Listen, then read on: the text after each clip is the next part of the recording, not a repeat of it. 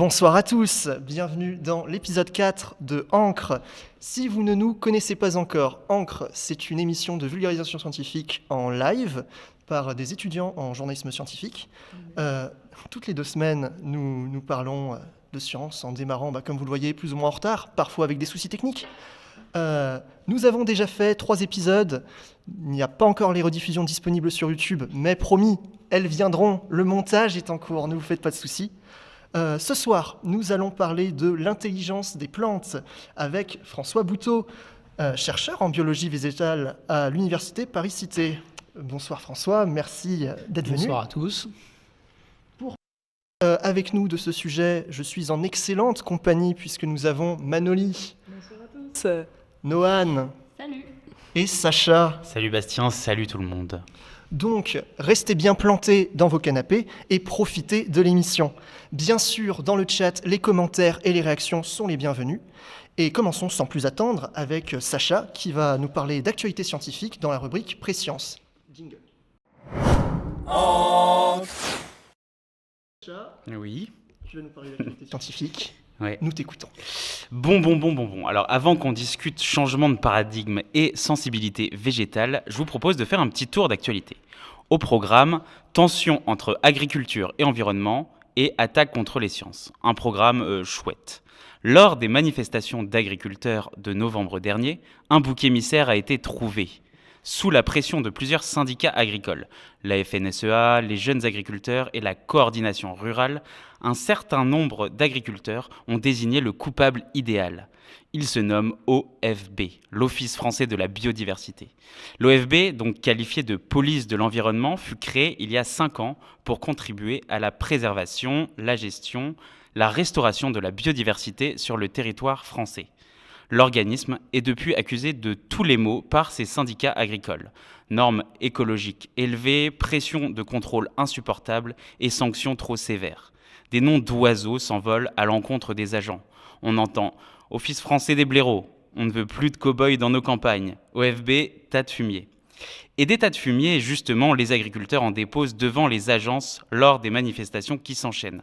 Alors, ont-ils raison de cibler l'OFB ? Est-ce que les normes écologiques étouffent vraiment les agriculteurs ?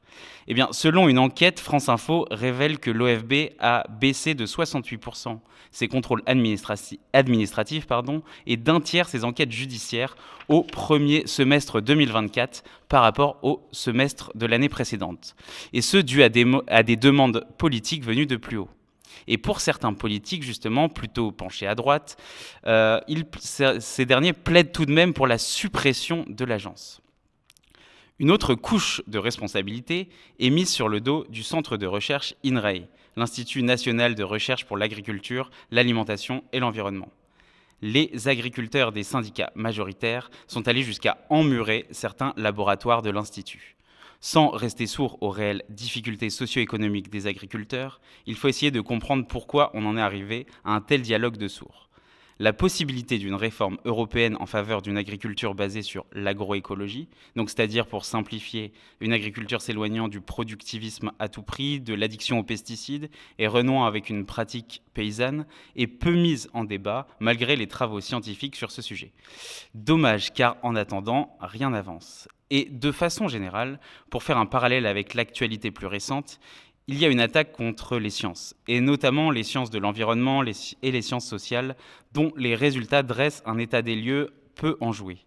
Les mobilisations citoyennes de ces dernières années, que ce soit écologiques ou pour le droit des minorités, plaident toutes en faveur d'un monde moins compétitif, plus juste et plus équitable.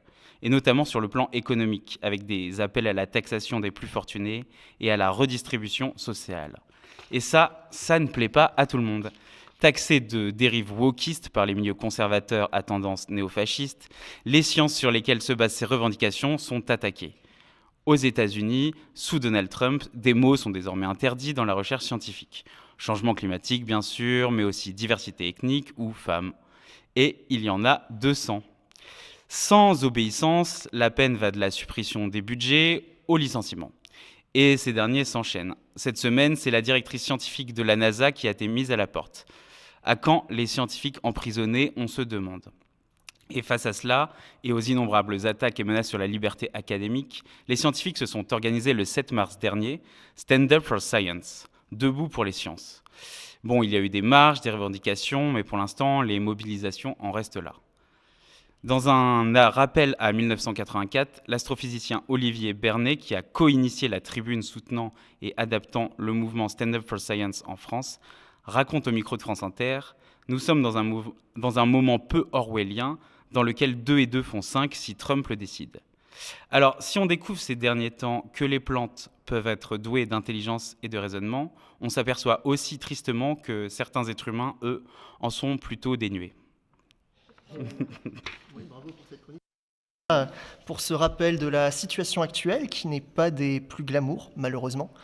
François, est-ce que tu souhaites rebondir sur une des actualités Bah oui, il va falloir demander aux plantes ce qu'il faut faire, ce serait peut-être pas une mauvaise idée par les temps qui courent. Et justement, à propos de plantes, je propose de rentrer dans le vif du sujet avec cette émission, à savoir donc l'intelligence des plantes. C'est Manoli qui va nous introduire les bases avec sa chronique. Et tout de suite, jingle. C'est parti. Qu'est-ce que tu as à nous raconter? C'est à toi. Eh ben, j'ai plein de choses à vous raconter, figurez-vous. On va parler pendant l'émission avec François d'intelligence des plantes, de leur conscience, de leur sensibilité. Et donc, on va pouvoir les définir, parce que ça reste des termes qu'il faut définir. Mais déjà, ça nous suppose déjà quelque chose, excusez-moi, que les plantes perçoivent et traitent l'information sur leur environnement. Alors, du haut du sommet de la pyramide des êtres vivants, nous autres humains, on pense que les plantes sont passives, décoratives et immobiles. Et pourtant, elles sont en interaction constante avec leur milieu. Alors comme nous, elles perçoivent la lumière, le toucher, les vibrations, elles réagissent aux agressions et elles communiquent entre elles. Et bien qu'elles n'aient pas de cerveau, elles possèdent une forme d'agentivité, donc c'est-à-dire une capacité à agir et s'adapter plutôt que de subir leur environnement. Et donc vous me direz, mais comment ça marche au juste ? Merci. Alors chez les plantes, l'information se propage non pas par des neurones comme chez les animaux, mais via un réseau de signalisation électrochimique, donc électrique et chimique. Et elles ont des potentiels d'action. On a longtemps cru que c'était seulement le cas pour les plantes spécialisées comme la dionée, qui est une plante qui attrape les mouches, ou la Mimosa pudica qui renferme ses feuilles quand on la touche, quand on les fleure. Mais en réalité, toutes les plantes utilisent ce mode de communication, même si ce n'est pas une réaction que l'on peut voir. En effet, si elles agissent souvent comme des plantes vertes et nous paraissent un peu immobiles et figées, c'est uniquement parce qu'elles évoluent sur une échelle de temps qui est beaucoup plus lente que la nôtre. Et donc, qu'est-ce qui se passe ? C'est que lorsque la plante perçoit un stimulus, donc une information qui lui est extérieure, un signal électrique se déplace dans ses cellules via ce qu'on appelle le phloème. Donc là où circule la sève qui est dite élaborée. Donc c'est là où se circulent toutes les protéines et tous les nutriments que la plante va pouvoir ingurger. Et les plantes ne possèdent pas d'organes centralisés comme nous autres les humains avec le cerveau, mais un système diffus, c'est-à-dire que le message électrique se propage dans toutes les cellules de l'organisme via des choses qu'on appelle les canaux ioniques, dont François pourra nous parler puisqu'il a fait sa thèse dessus. Vous êtes renseigné. Et je suis renseigné aussi sur ce que vous avez fait, tout ce que vous avez fait. Un peu bizarre. Ça fait peur. Tout va bien, je suis pas une stalkeuse, quoique. C'est son métier. C'est moi. Donc, en parallèle de cette signalisation électrique, les plantes émettent des signaux chimiques, sous forme de molécules volatiles pour coordonner leur réponse à l'échelle de tout l'organisme. Et donc cette propriété, ça lui permet d'ailleurs de se cloner par multiplication végétative. Donc ça veut dire qu'une plante qui est replantée, elle peut donner naissance à un nouveau plant. On ne parle donc pas d'individus chez les plantes, mais de dividus, comme dirait un certain François. Je ne vois pas qui c'est, si vous avez rêve. Mais du coup, vous me redemanderez, mais elles font quoi de leur super capacité, les plantes ? De leur super capacité, les plantes. Très bonne question, dis donc.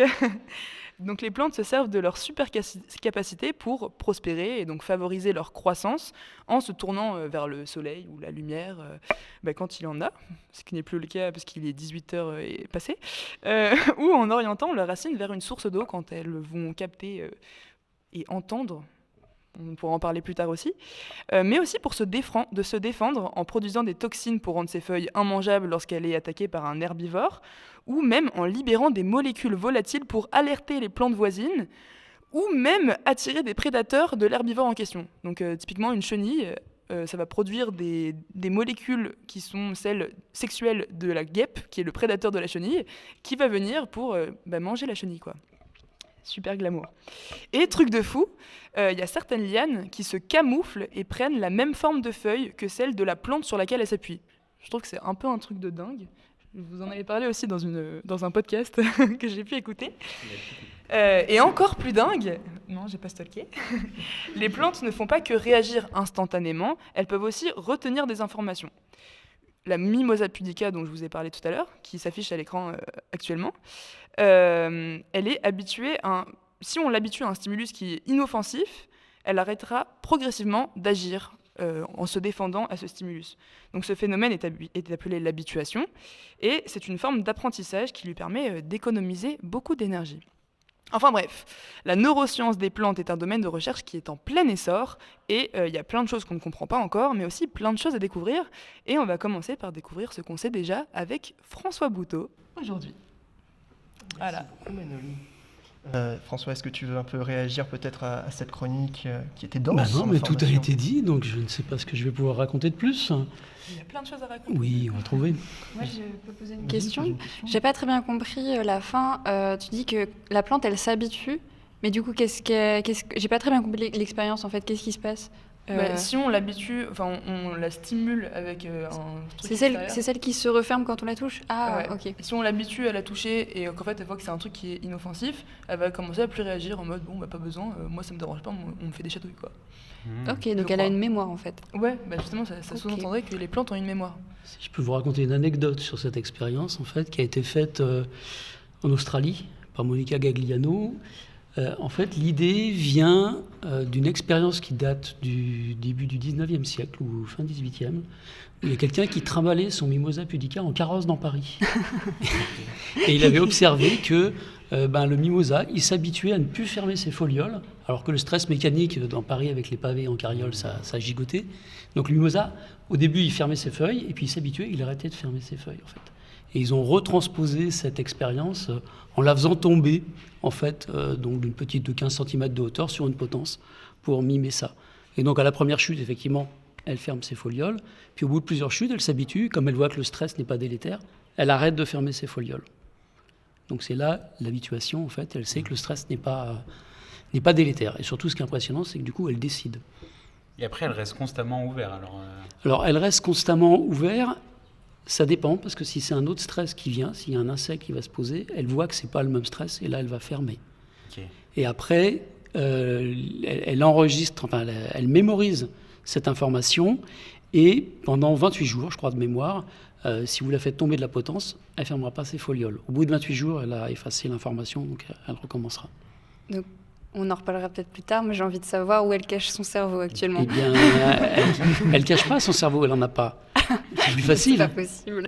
Il est partout et nulle part à la fois. On va y revenir après. Est-ce que par hasard, il y a une question du chat? Pour l'instant, le chat est plutôt calme, donc n'hésitez pas si vous avez des questions.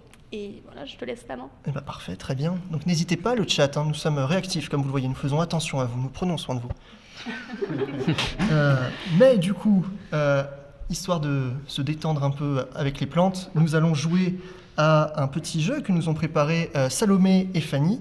Elles nous ont concocté le Plantastique. Jingle.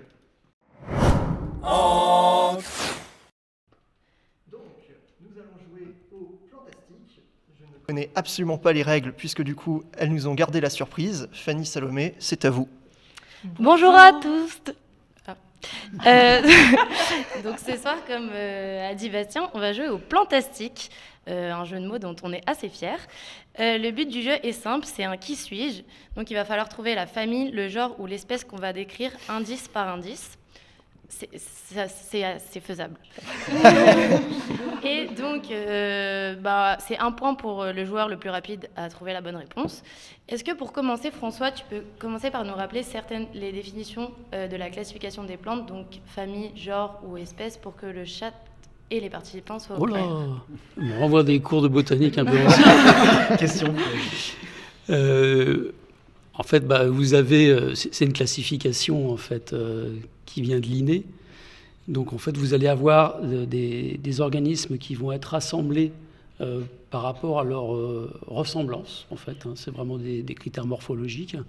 Et donc l'espèce, c'est là où vous allez avoir tous les organismes qui ont vraiment les mêmes caractéristiques. Typiquement, on va prendre une tomate, voilà. Donc vous avez la famille des tomates. Puis après, vous allez avoir des plantes qui vont être un peu plus éloignées, qui vont être pas de la même espèce, mais du même genre. Et puis comme ça, vous allez décaler de plus en plus sur les familles, etc., quoi. Je vous fais ça rapide. Famille, c'est plus large? Famille, c'est plus large. Ok, d'accord. Ça va être dur. Il faut répondre en latin ou Si il y a des possible. points bonus peut-être? Tu peux gagner des points. On peut commencer avec la première. Est-ce que vous êtes prêts? C'est parti. Toujours. Prête. Ok. Je suis originaire du bassin méditerranéen, mais on peine aujourd'hui à me trouver parce que je suis devenue très rare. J'ai des propriétés hallucinogènes et on m'attribue souvent des vertus magiques. J'apparais dans une célèbre saga sur la sorcellerie. Dès qu'on m'arrache de la terre, je hurle. La mandragore. Oh non. C'est un point pour Noël. Le cri du cœur. Ça venait de loin. Là. Félicitations, c'est la seule que je pouvais avoir. J'ai pas les plantes, mais j'ai de la pop culture. On enchaîne. Donc, dans l'Antiquité, j'étais surnommée herbe à Vénus et on m'attribuait la vertu d'attirer l'amour. Aujourd'hui, on me surnomme Guéritou. Dans la série Vampire Diaries, je suis utilisée pour lutter contre les créatures nocturnes. Dans la vraie vie, on adore me boire en tisane. Enfin, j'allais dire de l'ail, mais non. Du coup. Citronnelle. Attends. La verveine. Moi, j'allais dire la verveine. C'est pas la verveine. Vous avez pas vu Vampire Diaries? Si, en plus. Non, moi j'ai jamais vu Attendez, Vampire on va Diaries. trouver. Attends, merde. Vous pouvez. Attends, La- tisane. Je crois que La la bonne camomille. réponse a été dite. Si j'ai bien Verveine entendu. Citronnelle, La verveine, verveine. C'est bien la C'est verveine. la verveine. Ah, C'était moi. C'était toi. Putain, Oui, Noan, ça fait 2 Noan points pour Chiki. moi. Et bah alors Attends, une explication. Lola, t'as accès aux petites explications de chaque plante pour qu'on détaille un peu?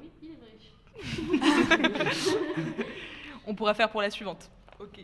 Ok, C'est c'est à à toi. moi. Ok, là, restez avec moi. Ça paraît compliqué, mais ça va aller. Vous aurez 1 point pour mon nom indien et 1 point pour mon nom français. Mais ça va aller. J'y vais. On associe rarement mon nom à une plante. Pourtant, je suis un genre qui regroupe des espèces de plantes aquatiques de la famille des Alismataceae. Algues. Lotus. En français, je suis le 9e signe du zodiaque. Et en indien, je renvoie à une héroïne de saga, d'abord littéraire puis adaptée au cinéma. On me voit combattre avec un arc et lutter pour ma vie aux côtés de Pita, Sagittaire. le boulanger du coin. Ça, c'est le 9e Bah. signe. Non, Sagittaire. Bah attendez, je suis une héroïne avec un arc et Pita. Katniss. Oui. Et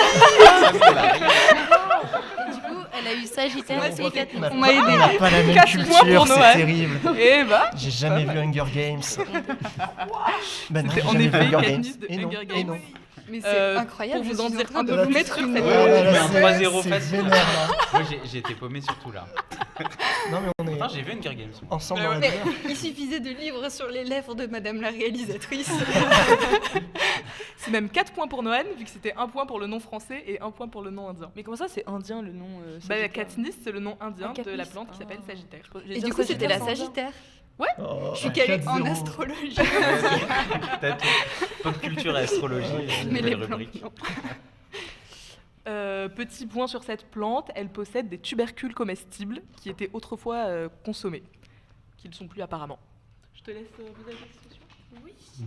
Alors, pour la plante suivante, je suis adorée depuis l'Antiquité par de nombreux poètes, écrivains et peintres. Umberto Eco lui-même me mentionne Rose, dans ok. le titre d'une de ses œuvres et explique ce choix par le fait que, la bonne réponse. On veut la suite. Lisez-nous la suite. Ok. Du coup, je cite une figure symbolique tellement chargée de signification que je finis par n'en avoir plus aucune, ou presque. Pour preuve qu'il avait raison, des millions de personnes m'achètent le 14 février pour témoigner de leur amour. Donc c'était bien la rose, et donc Bastien a 1 point. Noan 4 Ça et va, les l'honneur autres est toujours sauf. 0. Tu l'as eu sur Et Umberto du Eco. coup, ouais, Stylé. la rose et la fleur du rosier, arbuste faisant partie de la famille des Rosaceae. Aujourd'hui, elle est l'une des plantes les plus cultivées au monde et elle occupe la première place dans le marché des fleurs. On la surnomme la reine des fleurs dans le monde occidental. La belle rose. Encore une. Ok, on enchaîne avec la question suivante. Mes cultures ont un excellent rendement, mais à cause de mes importants besoins en azote, je ne dois être cultivée sur la même parcelle qu'une fois tous les 5 ans. Quand je suis belge, les enfants ont tendance à ne pas m'apprécier. Et grâce à moi, De Funès et Villeray partagent un repas dans une excellente comédie française. Le chou. Oui. Oh là là. C'était synchro. Du coup, bilan, ça fait 1 point pour Sacha, 1 point pour Bastien et 4 pour Noan. On Et peut zéro diviser le par point. ici. Tu m'offres gentiment. J'en ai tellement Ah, que... C'est donc ça la redistribution. Donc, on enchaîne. Je suis connu pour être majestueux. Je peux atteindre 8 à 15 mètres de haut. Je viens de la famille des salicacées. Un de mes cousins apparaît dans une saga de sorcellerie. À l'inverse d'être triste comme moi, il frappe fort dès qu'il est contrarié. Le saule. Je suis originaire de Chine et je tiens mon nom de mes branches retombantes. Et c'est bien le saule, pleureur Tu du veux coup. pas nous souffler les Et mots moi, Le saule cogneur dans Harry Potter. Tu as tout Ah, mais lu, oui. Et ça fait 5 points pour Noan. Tu as lu les livres ou tu as seulement vu les films? Ah, j'ai seulement vu les films. Et moi, mais... pourtant, j'ai lu les livres aussi. Une excellente mémoire. Ah, ça bouge pas. Hein. Moins bonne que celle des plantes. Hein. Donc, prochaine question. Je porte des fleurs en forme de calice à la signification profonde. En Asie, je suis symbole de pureté, respect et dignité. Je fais partie d'une des plantes à fleurs les plus anciennes qui existent sur Terre. Le cerisier. Non. Et enfin, je suis la vedette d'une célèbre chanson d'un chanteur surnommé Clo-Clo. Et Magnolia. Magnolia. Ah oui. Bah, vous partagez le point là, je pense. C'était synchro. crois qu'il était un petit peu avant, mais ok. Je t'offre un demi-point. Je dis pas non. Bah ouais, putain. Manoli. Alors, la suivante, elle est assez Est-ce simple. que vous nous laissez gagner, Ça va être François une question de dirais rapidité. Sinon, j'aurais tout gagné, t'imagines. Qu'est-ce que c'est humble. Pardon. Donc c'est...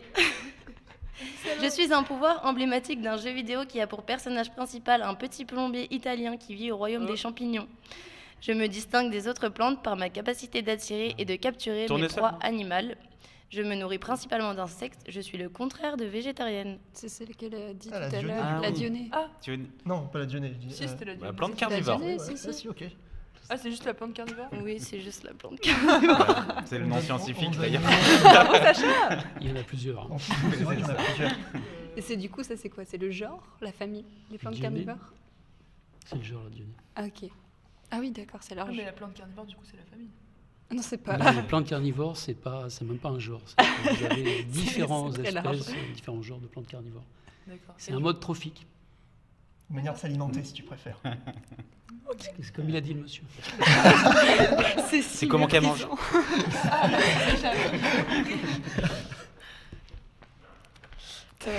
Prochaine question. Encore une fois, j'énonce quelque chose d'un peu compliqué, mais ça va aller. C'est toujours... Non, cette fois, c'est 3 points, pardon.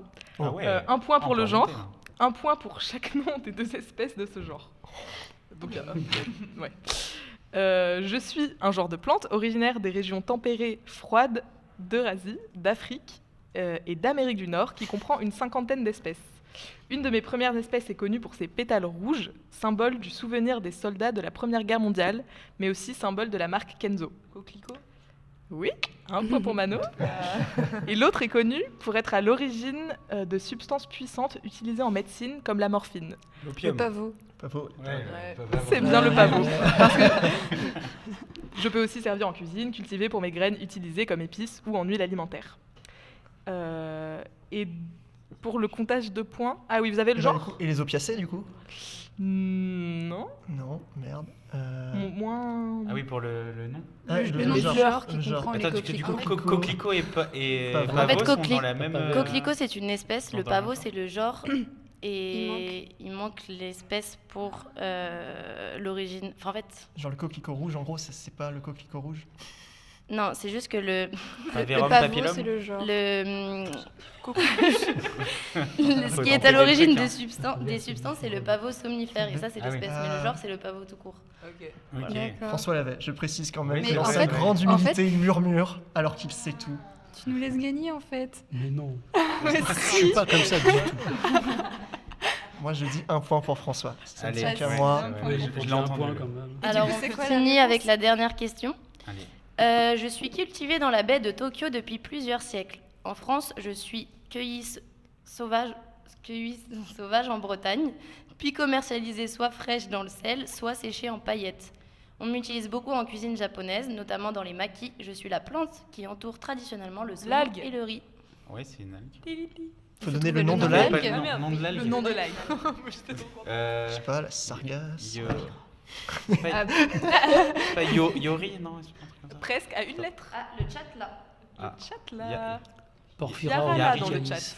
Ori, je sais plus. il a le nom en latin, ça Ah, compte double. ça compte double. Moi, je mets. C'était Nori. Nori. Bravo Cara. Oui. Mais Mais oui, mais regardez sur Google. Ah, il y a Nori hein, dans les maquis. On a terminé nos questions. vous avez terminé les questions. Il a Eh ben, merci merci. pour ce, Merci pour ce les filles, jeu. c'était trop bien. Et bravo à Noan qui, Eh je oui, pense, bravo. est la grande gagnante de ce mini-jeu. Experte en astrologie en Harry Potter. J'ai gagné quoi?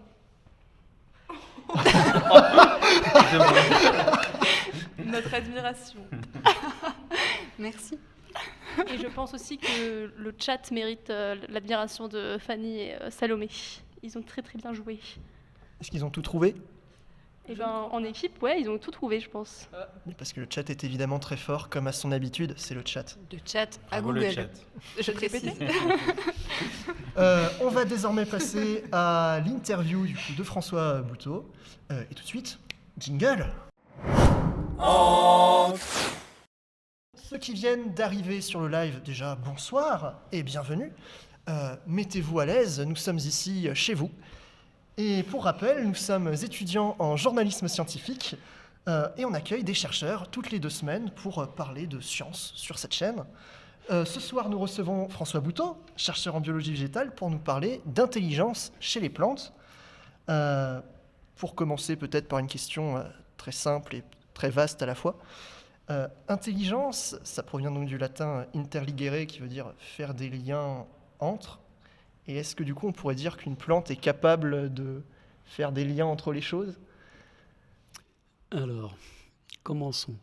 Moi, je suis pas capable de vous dire si une plante elle est intelligente ou pas, donc si elle fait des liens ou pas, tant qu'on n'a pas défini ce qu'était l'intelligence. Donc c'est valable pour énormément de mots. Mais dans les débats actuels, il y a beaucoup de débats qui pourraient être clos très rapidement si on s'entendait sur la définition dès le départ. Donc voilà, il y a des définitions. Moi, vous pouvez prendre différents dictionnaires, Wikipédia, des définitions de grands penseurs, et vous verrez qu'en fonction de la définition que vous allez trouver, ben, vous pourrez vous-même décider si une plante est intelligente ou pas. Donc quand on discute avec des gens, ben, il suffit juste de se mettre d'accord. Donc si on prend des définitions, parce qu'on prend tout ce grand discours depuis 15 ans autour de l'intelligence des plantes, en fait, il y a eu toute une controverse et beaucoup de débats qui auraient pu être levés si on avait bien regardé ce qui était mis derrière la définition. Et la définition qui est utilisée par pas mal de biologistes, c'est être capable finalement de percevoir des signaux, de les intégrer et d'y apporter une réponse adaptée. Donc si on considère que l'intelligence c'est ça, les plantes sont intelligentes. Mais je dirais comme tout le reste du vivant, sinon il ne tiendrait pas longtemps. Oui, parce qu'on est obligé d'être en interaction avec son environnement. Tout à fait. Lola, est-ce qu'on a des questions du chat à tout hasard? Alors, pas pour l'instant, mais ça devrait arriver, j'espère, peut-être. Ou alors vous êtes très clair. Super chronique de Manoli qui a super bien introduit le sujet. Voilà. C'était assez eh ben, justement. controversé, l'intelligence des plantes. Pourquoi ça fait tant de controverses? Ah, On a en peur d'être blessé parce qu'on va dire que les plantes. Alors sont là, intelligentes. c'est une blessure narcissique de l'homme, sûrement. Oui. Non, mais en fait, on rigole, mais il y a certainement un peu de ça. Et je pense qu'après, je ne maîtrise pas ce sujet-là, mais c'est complexe. Dès qu'on parle d'intelligence des plantes, qu'est-ce que les gens mettent derrière? C'est-à-dire que si on commence à considérer qu'une plante est intelligente, on parlera peut-être on va au-delà. Est-ce qu'elle est consciente? Est-ce qu'elle ressent? Est-ce qu'elle est sensible? Les gens commencent à se dire, mais qu'est-ce que je vais pouvoir faire qu'est-ce que ça provoque chez moi. Et donc effectivement, ça amène à des réflexions qui ne sont pas toujours bien comprises, bien analysées. Mais il faut savoir que les humains utilisent les plantes comme ressources pour énormément de choses depuis toujours, et que ça va continuer, et il faut que ça continue, hein, parce que sinon on va avoir du mal à survivre. Mais donc je pense que ça provoque quand même un certain nombre de discussions et de réflexions chez les gens qui sont effectivement pas toujours bien analysés par eux-mêmes, je dirais des fois. Et tout à l'heure, c'était Manoli qui faisait référence dans sa chronique. Donc du coup, les plantes, elles sont sensibles au son ou pas? Tout à fait, très sensibles au son. Alors il y a différentes études, ça fait je dirais une bonne dizaine d'années qu'il y a des études qui ont été commencées par rapport à ça. Moi je cite toujours, parce que j'avais eu une discussion avec Stefano Mancuso, qui a sorti parmi les premiers papiers là-dessus, et en fait il est parti comme présupposé, il se dit pourquoi une plante, mais ça pourrait être n'importe quel organisme, se priverait d'une information disponible dans l'environnement. C'est vrai, après tout, pourquoi ? Et donc, en fait, l'idée qu'il a eue, il a dit, voilà, je vais faire écouter le bruit d'une rivière à une plante. C'est aussi bête que ça. Et il a vu que la pointe des racines s'orientait vers l'origine du son. Donc, une plante, la racine, normalement, elle pousse avec le gravitropisme. Donc, la racine pousse vers le bas, vers le sol. C'est logique puisqu'elle va aller se loger dans le sol pour s'ancrer et puis donc prendre les minéraux du sol et l'eau. Et en fait, si on fait une source sonore avec le bruit, mimant le bruit de l'eau, elle va s'orienter vers ce son. Voilà. Donc la plante est capable d'utiliser une information sonore et depuis, il y a d'autres études qui sont sorties qui ont démontré avec d'autres fréquences et sur des parties aériennes que les plantes pouvaient utiliser effectivement des informations sonores. Il y en a une que j'aime beaucoup. Ils ont utilisé le bruit d'un bourdon, environ 100 kHz, si je ne dis pas de bêtises. Et ils se sont rendus compte que les fleurs, étaient capables de percevoir ce son. Et en fait, elles ne vont augmenter le taux de sucre dans le nectar des fleurs que lorsqu'elles entendent le bourdon. Et ça, c'est intéressant pour la plante, parce que ça veut dire qu'elle va mettre de l'énergie pour la synthèse de sucre, et elle va ne le mettre que lorsque le bourdon est là, et le bourdon servant, bien sûr, à la fécondation, donc à prélever le pollen pour aller féconder une autre fleur. Donc c'est de l'adaptation par rapport à l'information sonore. Mais comment elle va capter justement ces signaux sonores? C'est une bonne question. On ne connaît pas les appareils auditifs. Alors, les appareils auditifs... Où sont les oreilles des plantes? Où sont les oreilles des plantes? Alors, on ne sait pas. Alors il y a des choses qui existent, effectivement la forme de la fleur peut déjà faire un peu une espèce de coupole qui va, comme les antennes paraboliques un peu en quelque sorte. Après en termes de perception au niveau cellulaire c'est un peu compliqué parce que l'énergie des ondes vibratoires qui arrivent ne serait pas assez importante pour faire activer des fameux canaux ioniques. C'est un peu ma passion, les canaux ioniques. Parce qu'il y a des canaux mécanodépendants qui peuvent s'ouvrir sur les membranes des cellules et laisser passer des ions, donc des informations. Mais ça, on n'arrive pas vraiment à le démontrer. Donc on n'a pas encore complètement la chaîne. Ce qu'on a pour l'instant, c'est qu'on a l'information qu'elle perçoit le son et qu'il y a une réponse derrière. Mais on n'a pas encore bien décrypté tous les événements qui se passent.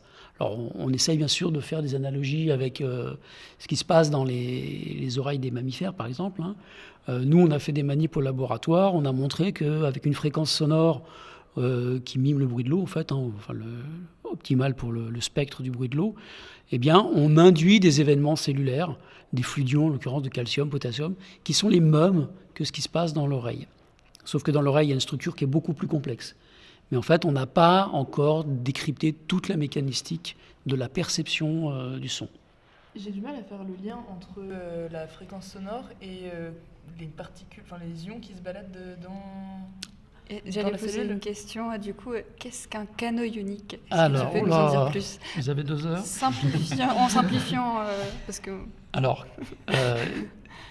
les ions sont des molécules chargées, d'accord, électriquement. Et lorsque vous avez une cellule, vous avez une membrane qui est étanche, oui. N'est-ce pas? Et dans les membranes, vous avez des protéines. Et parmi ces protéines, vous avez ce qu'on appelle des canaux ioniques. Donc, c'est des pores dont l'ouverture va être régulable. Et ces pores vont laisser passer des ions. Alors, il peut y avoir une sélectivité. Il y en a qui peuvent laisser passer que le potassium, dans un sens ou dans l'autre. Ce n'est pas forcément la même protéine. D'autres laisser passer des anions. Il y en a qui vont être moins spécifiques, du calcium. Et en fait, c'est le fonctionnement de ces canaux ioniques qui va induire notamment la signalisation électrique. Quand vous avez un potentiel d'action, comme dans les nerfs, eh bien, vous allez avoir l'ouverture d'un canal sodique et d'un canal calcique, après l'ouverture d'un canal potassique. Et c'est l'ouverture de ces différents canaux qui va engendrer le signal électrique. Et l'ouverture de proche en proche va faire la propagation du signal électrique. Et chez les plantes, on a des systèmes tout à fait équivalents. Donc c'est une sorte de système nerveux. Alors non, on ne va pas dire ça dans ce Non, sens-là. d'accord, ok. Parce que sinon, on va se faire taper sur le doigt. Il n'y a pas de nerfs chez les plantes. Il n'y a pas de nerfs. Non, mais très les systèmes nerveux fonctionnent sur la base de ces signaux, de ces signaux qui D'accord. passent par les canaux ioniques. Donc en fait, Chez les plantes, il y a des canaux ioniques, mais il n'y a pas de nerfs. donc, Mais les canaux ioniques, il y en a dans toutes les cellules vivantes. c'est des signaux électriques qui passent par le niveau chimique, un peu. Oui, tout à fait. Ok. Tout à fait. Ça, oui, les ions, ouais, c'est ça. Je C'est pas débloque, des des flux nouveaux d'électrons niveaux dans mon- directement, c'est des flux d'ions. Est-ce Ok. que les canaux ioniques des plantes, c'est tout le long de leur... on parlait tout à l'heure des phloèmes et des... donc Il y en les- a dans toutes les cellules toutes vivantes. les, ouais, toutes les Donc il y en a dans toutes les Les cellules. cellules du ont phloème. aussi des canaux Ouais, ioniques. je sais, ouais, je suis électrique. Vous êtes tous électriques. D'accord. Et est-ce que ça sert à quelque chose alors de faire écouter de la musique aux plantes pour qu'elles poussent plus vite? La musique, alors je dirais non. Ah, dommage. Déjà, la musique, c'est une construction humaine. Je veux dire, on apprécie les harmonies, les symphonies, ce que vous voulez.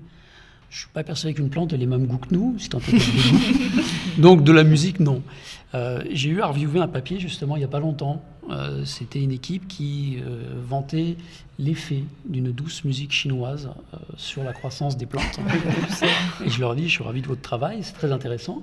Et les réponses qu'ils ont enregistrées, elles étaient réelles, hein, je ne mets pas en doute.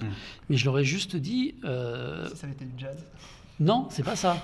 Parce qu'effectivement, je vous parlerai d'autres choses après, mais je leur dis, prenez les différentes fréquences que vous avez dans votre morceau chinois et mélangez-les de façon complètement aléatoire, pour qu'il n'y ait plus la construction sociale, enfin culturelle de la musique, pour voir si la plante ne répond pas exactement pareil. Parce que la plante, elle répond aux différentes fréquences, mais elle ne répond pas à la construction culturelle de la musique. Enfin, D'accord. c'est ce que je pense. J'ai pas eu leur réponse encore. Hein. Ils ont eu la flemme. Alors après, le son, c'est pas le son, c'est les sons. Il y a des expériences qui ont été faites en Chine toujours, où ils ont mis dans des champs des grands haut-parleurs qui balançaient un bruit blanc avec 100 décibels. 100 décibels, on n'est pas loin d'un avion au décollage. Hein. Donc effectivement, ça a un effet sur les cultures. Mais l'effet, il peut être lié simplement au fait que les insectes ne viennent pas se poser sur les plantes parce qu'il y a trop de bruit, trop de vibrations. Voilà. Donc en fait, il peut y avoir des effets qui viennent d'à côté. Et donc à l'heure actuelle, c'est un champ de recherche qui est très intéressant, qui est en plein développement.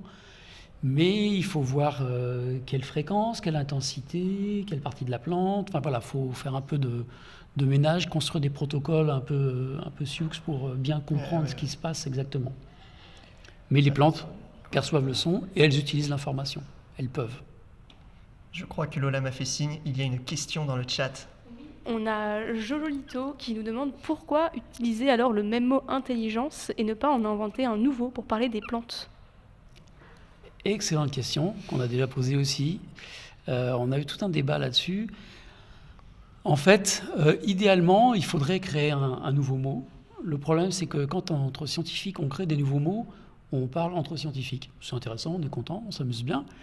Mais pour discuter avec le grand public et faire passer des messages, ça devient tout de suite plus compliqué, en fait. Et donc, c'est un peu une idée d'utiliser le vocabulaire qui est disponible.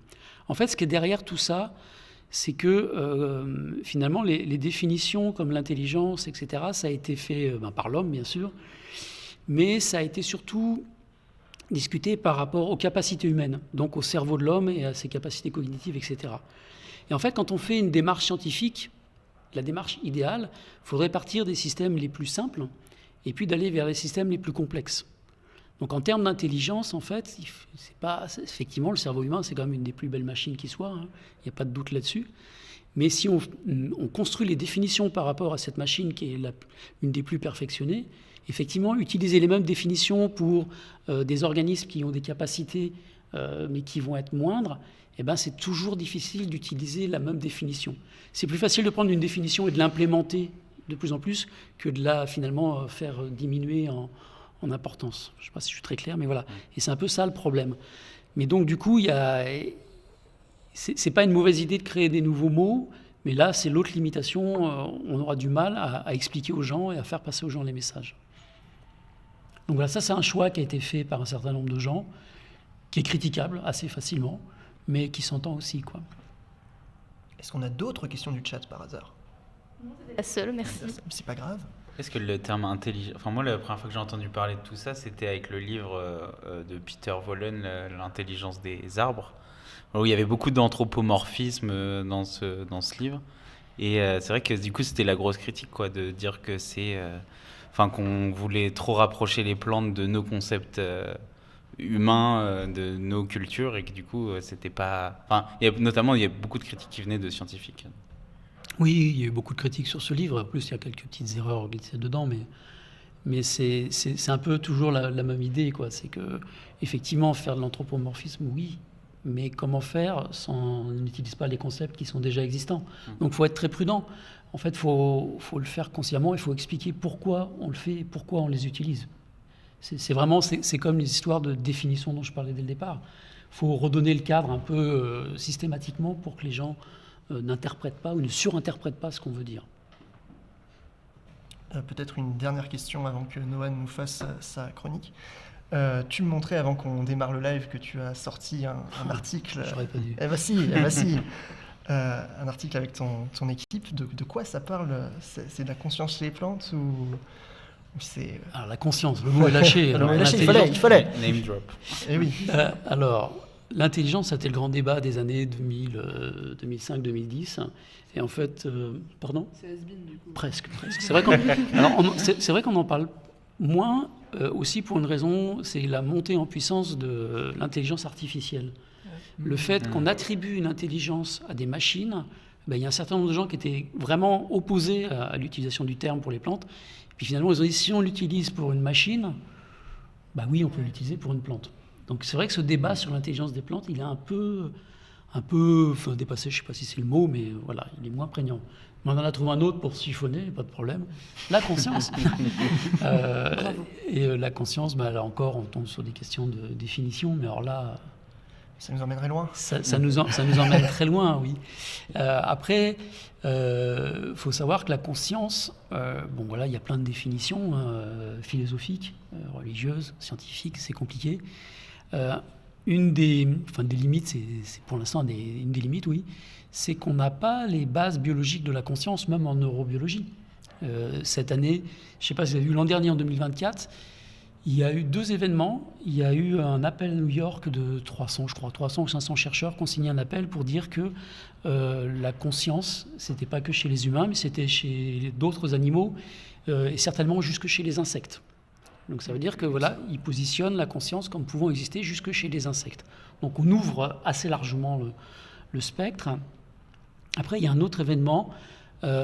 C'est des théories scientifiques qui s'opposent sur qu'est-ce que la conscience, sur les bases neurobiologiques. Et en fait, il y a eu comment ils appellent ça, j'ai plus le mot. Enfin bref, c'est une collaboration adversariale, voilà. Donc en gros, ils se sont réunis il y a quelques années. Il y avait deux théories qui s'opposaient. Je ne vais pas rentrer dedans là, sinon on n'est pas sorti de l'auberge. Mais en gros, l'idée, c'est qu'ils ont mis au point des protocoles pour tester leurs 2 hypothèses et voir laquelle, finalement, allait remporter cette collaboration adversariale. Et ils se sont réunis au bout de plusieurs années et ils n'ont pas réussi à s'en dépêtrer. Et en fait, il y avait même un pari derrière entre un philosophe et un neurobiologiste. Le neurobiologiste ayant dit il y a 15 ans ou 25 ans, je ne sais plus, dans 25 ans, on aura les bases biologiques de la conscience, et c'est le philosophe qui a gagné. Nous ne les avons toujours pas. Donc en fait, à partir de là, on est toujours sur quelque chose. Qu'est-ce que la définition ? Elle n'est pas claire, en fait. Et donc effectivement, il y a d'autres théories, notamment František Baluška, qui développe une théorie comme quoi la conscience serait concomitante avec la vie, en fait. Donc à partir du moment où vous êtes vivant, vous avez besoin de conscience. Et donc la conscience existerait chez toutes les cellules vivantes. Donc une bactérie est consciente. Et voilà, donc ça complique les choses. Alors, le virus, est-ce que c'est vivant ou pas vivant? Voilà, donc là, c'est encore un autre débat. Mais donc sur la conscience, il y a quand même des débats assez poussés. Donc, et les théories sont quand même assez poussées et assez avancées. Donc effectivement, nous, ce qu'on a mis dans le papier, puisque je rebondis sur ce que tu dis, c'est qu'avec un collègue japonais, il développe une idée comme quoi il pourrait y avoir finalement différents niveaux de conscience. Et on va dire ça pour faire simple, qu'il y aurait une conscience type conscience cellulaire, comme proposé par František Baluška, qui serait une conscience finalement assez minimale, et qui aurait possibilité, lorsque vous avez des pluricellulaires, donc peut-être même commencer par une cellule eucaryote. Si vous avez une cellule eucaryote, vous savez, vous avez l'endosymbiose d'une bactérie dans une cellule eucaryote. Donc, si on prend la théorie de František Baluška, vous avez déjà 2 consciences qui doivent s'ajouter. Vous prenez une plante, vous avez un chloroplaste. Donc, dans une cellule végétale, un unicellulaire végétal, vous avez déjà 3 consciences. Et si vous faites des organismes pluricellulaires, genre nous, avec des milliards de cellules, vous devez coordonner des milliards de consciences. Donc finalement, vous avez l'émergence d'un niveau de conscience par rapport à ces organismes-là qui est différent. Donc vous avez une conscience cellulaire, et après vous avez une des consciences ou des milliards de consciences. Des métaconsciences. Donc en fait, voilà. À savoir que quand même, vous savez qu'à l'heure actuelle, on sait très bien qu'il y a plus de cellules prokaryotiques dans notre organisme et qu'elles influencent beaucoup. Donc notre conscience... Vous pouvez rappeler la différence eucaryote, prokaryote? Alors, pour ceux qui n'ont pas suivi les SVT. Les prokaryotes, c'est ça. Les prokaryotes, c'est des bactéries. Donc les bactéries, et il y a aussi les archébactéries, c'est 2 grands groupes qui sont très différents, mais qui sont des prokaryotes, donc sans noyau. Et vous avez les eucaryotes, qui sont des cellules un peu plus complexes, qui ont un noyau. D'accord. En fait, Okay. Et qui, en général, ont phagocyté des bactéries à l'intérieur. Ok. Voilà, donc c'est compliqué, on va dire, mais Vaste sujet. Je vous laisse réfléchir sur cette question. Mais justement, après la philosophie, nous allons passer à la culture. Et c'est désormais au tour de Noan de nous parler de ça, avec ses traumas scolaires. C'est parti pour la rubrique Sciences occultes. Jingle. Raconte-nous un peu ton triste et sinistre passé. Je serais ravie de le partager avec vous, car je pense que nous sommes beaucoup à avoir été traumatisés pendant notre scolarité par ce moment en cours de sport où l'on est la dernière personne à être choisie pour l'équipe. C'est un peu humiliant, on se sent un peu comme une merde. Mais qui sont celles et ceux qui ont connu le pénible instant de se retrouver à jouer le rôle de l'arbre dans la pièce à la fin de l'année scolaire ? Planqué au fond de la scène, votre rôle consiste à agiter régulièrement les bras pour simuler le passage du vent dans les branches. Tandis que votre pire ennemi, lui, tient le rôle principal et reçoit tous les compliments à la fin. On ne se souviendra jamais de votre performance, pourtant bien plus subtile. Mais pourquoi tant de haine ? Pourquoi les plantes, ces êtres fascinants et pleins de sensibilité, se retrouvent-elles en permanence cantonnées à un rôle d'ornement ? Pourquoi, alors que certains chercheurs n'hésitent pas à parler de cognition végétale, la culture occidentale semble les mépriser au point que végéter signifie littéralement ne pas progresser, rester à un niveau médiocre. Il est temps d'aborder l'éléphant au milieu de la pièce, ou plus précisément la forêt derrière les singes que vous voyez sur cette image. Et oui, parce que lorsqu'on demande aux gens ce qu'ils voient sur cette image, la plupart remarquent les animaux, alors que les plantes occupent la majorité de l'espace. C'est un phénomène bien connu qui porte un nom, la cécité végétale ou plant blindness en anglais. C'est un biais cognitif plutôt occidental qui nous pousse à ignorer les espèces végétales. Une étude américaine de 2013 attribue ainsi notre manque d'attention aux plantes à leur immobilité. Notre œil serait attiré par le mouvement. L'explication avancée par les auteurs de l'étude, c'est que les animaux sont des prédateurs ou des proies potentielles et que donc les identifier rapidement serait un avantage pour notre survie. Or, on pourrait répondre qu'il existe des plantes comestibles et d'autres vénéneuses et que les identifier rapidement pourrait constituer un avantage pour la survie.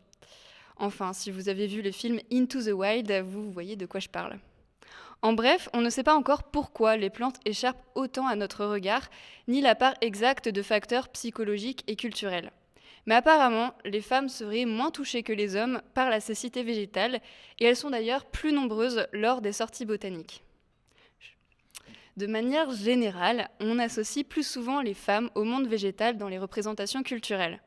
On retrouve ce lien à travers la figure bien connue de la mère nature, On associe donc on associe la terre, à une femme bienfaisante, sensible, nourricière. Ce lien remonte à l'Antiquité, mais c'est au début de l'ère moderne qu'il prend un autre sens. Les acteurs du développement scientifique, économique étant masculins, les femmes ont été placées par contraste du côté de ce sur quoi on agit, c'est-à-dire la nature. Aujourd'hui, ces réflexions sont au cœur d'une théorie que l'on appelle l'écoféminisme, un courant qui invite à repenser les relations entre les genres en même temps qu'entre les humains et la nature. Bon, dans l'écoféminisme, tout n'est pas rose non plus. Il existe un risque d'essentialiser les individus, c'est-à-dire de promouvoir l'idée que les femmes et les hommes sont de nature opposée, en renforçant les stéréotypes qui associent les femmes aux soins ou à l'alimentation, par exemple. À ce sujet, j'aimerais conclure avec vous sur un remède à base de plantes que j'ai découvert sur commentdevenirunesorcière.com. Donc voilà une petite boisson à base de baies de genévrier et d'herbes de la pampa, à consommer tous les soirs de pleine lune si vous voulez entrer en connexion avec votre féminin sacré.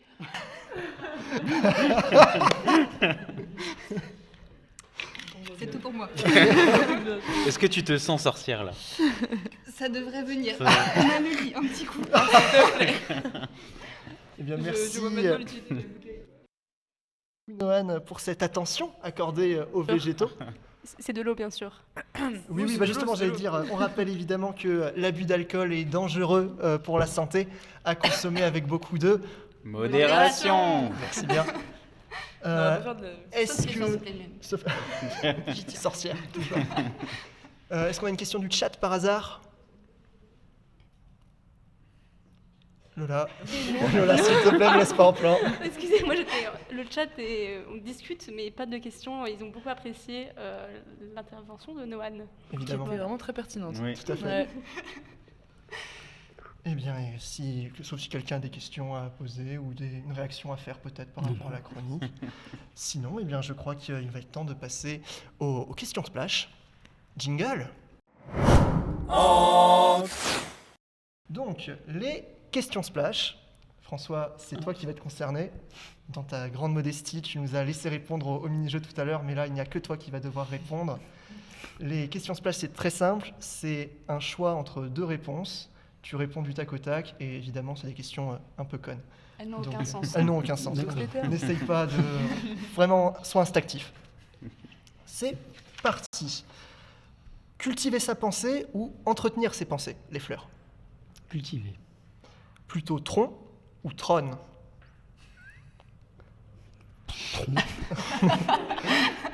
Paperasse au boulot ou les feuilles du boulot?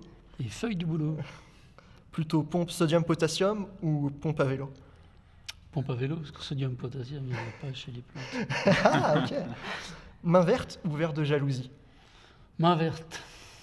Plutôt rhizome ou risotto? Risotto. Fleur du mal ou le nom de la rose? Fleur du mal. Plutôt arabidopsis ou sauce arrabbiata? Sauce arrabbiata, sans aucun doute. Très culinaire donc. Esprit de synthèse ou photosynthèse? Photosynthèse. Patate dans le sol ou patate dans Trump?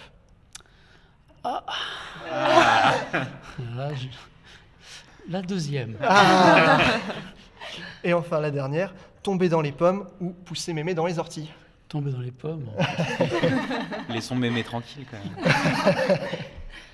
Bon, eh bien, je crois que cette émission touche à sa fin.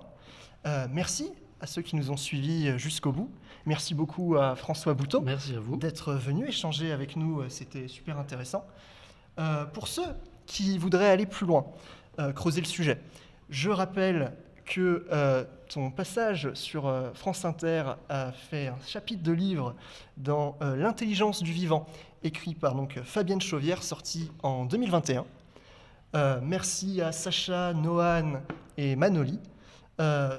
La prochaine émission, je reprendrai ma place de modérateur et on vous retrouve le 31 mars pour le prochain épisode qui sera sur la physique de l'océan avec Julie Dehaye.